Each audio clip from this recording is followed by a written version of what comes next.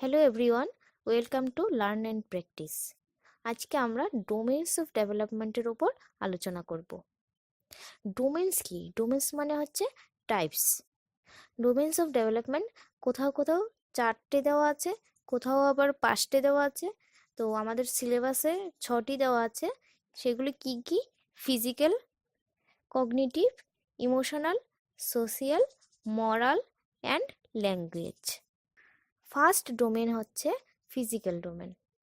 Physical development মানে হচ্ছে শারীরিক উন্নতি। এটা মুভমেন্টের সঙ্গে রিলেট করে। যদি একটি বাচ্চা হাঁটতে শিখে বা নাচতে শিখে, তো এটা ফিজিক্যাল ডেভেলপমেন্টের মধ্যে আসে। Gross motor skill. গ্রস মানে কি? স্থূল বা মোটা। বডির বড় মাসেল, যেমন হাত, পায়ের ডেভেলপমেন্ট। যখন বাচ্চা বড় মাংসপেশিগুলি কন্ট্রোল করা শিখে যায়, যেমন হাঁটার সময় পায়ের কন্ট্রোল বা পা কিভাবে রাখতে হবে, যদি লাফাতে হয় তো পাকে কিভাবে কন্ট্রোল করতে হবে, দৌড়াতে হয় তো কিভাবে কন্ট্রোল করতে হবে, বসতে হয় তো কিভাবে পাকে কন্ট্রোল করতে হবে। এগুলি হচ্ছে gross motor skill. Fine motor skill. Fine মানে কি? ফাইন মানে হচ্ছে সূক্ষ্ম। এটা হচ্ছে যখন ছোট ছোট মাসেলের মুভমেন্ট কন্ট্রোল করতে শেখে, যেমন হাতের আঙ্গুলের সাহায্যে লিখতে শেখা। এটা ফাইন মোটর স্কিলের মধ্যে আসে। Sensory motor skill. এটা হচ্ছে যখন সেন্স অর্গানগুলি কার্যকর হয়, যেমন চোখের সাহায্যে আমরা দেখি, নাক দিয়ে গন্ধ শুকি। তো সেন্স রিলেটেড যে মাসেলগুলি হয়, এগুলি ডেভেলপ করতে শুরু করে। তারপর হচ্ছে কগনিটিভ। কগনিটিভ মানে মেন্টাল স্ট্রেংথ বা জ্ঞান সম্বন্ধীয়, যা আমাদের চিন্তাভাবনার সঙ্গে রিলেট করে, যেমন রিজনিং পাওয়ার বা লজিক্যাল আন্ডারস্ট্যান্ডিং, যে এটা লজিক অনুযায়ী এরকম হওয়া উচিত ছিল। এগুলি কগনিটিভের মধ্যে আসে। কগনিটিভের মধ্যে এখানে ইম্পর্টেন্ট কয়েকটা এবিলিটিস দেওয়া হয়েছে, যেমন নলেজ মানে কি? জ্ঞান। অ্যাটেনশন মনোযোগ দেওয়া। মেমোরি পাওয়ার, জাজমেন্ট মানে বিচার। প্রবলেম সলভিং মানে কিভাবে সমস্যার সমাধান করতে হয়। পারসেপশন কোনো কিছু উপলব্ধি করা। ডিসিশন মেকিং ডিসিশন কিভাবে নিতে হয়, রিজনিং কিভাবে করতে হয়। তো এগুলি কগনিটিভের মধ্যে আসে। Next, emotion. ইমোশন আমরা সবাই জানি কি? আবেগ। হাসি, কান্না, অভিমান সব ইমোশন ডেভেলপমেন্টের মধ্যে পড়ে, যেখানে এক্সপ্রেশন ইম্পর্টেন্ট হয়। এটা কি? নিজের আবেগকে প্রকাশ করা। তারপর নলেজ ইম্পর্টেন্ট হয়, নিজের আবেগকে চেনা বা শেখা। কখন তুমি কিভাবে রিয়েক্ট করবে, কখন তোমাকে হাসতে হবে, কখন তোমাকে কাঁদতে হবে, এগুলো।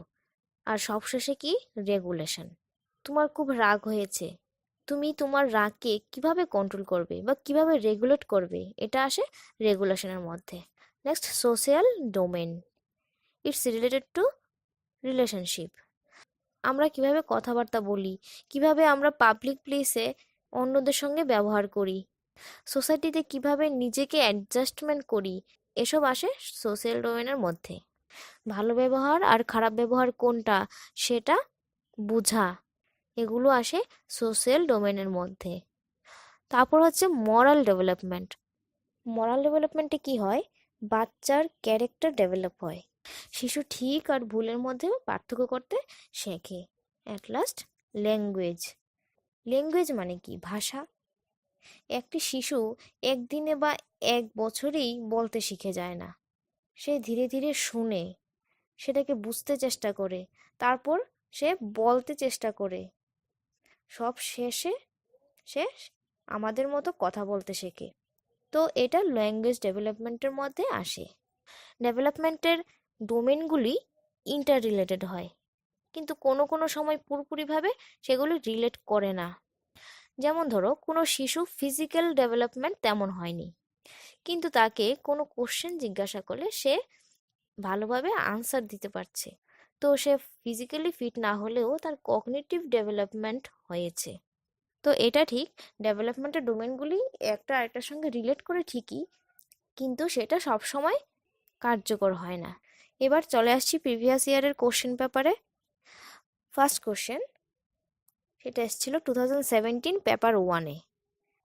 Thinking is a or an cognitive process, affective process, cognitive process or none of the above. তো আশা করি এটা সবাই পারবে। কি হবে answer? Cognitive process. Next, thought, attention and blank are the components of cognition. এটা এসেছিল 2018 পেপার 2-এ।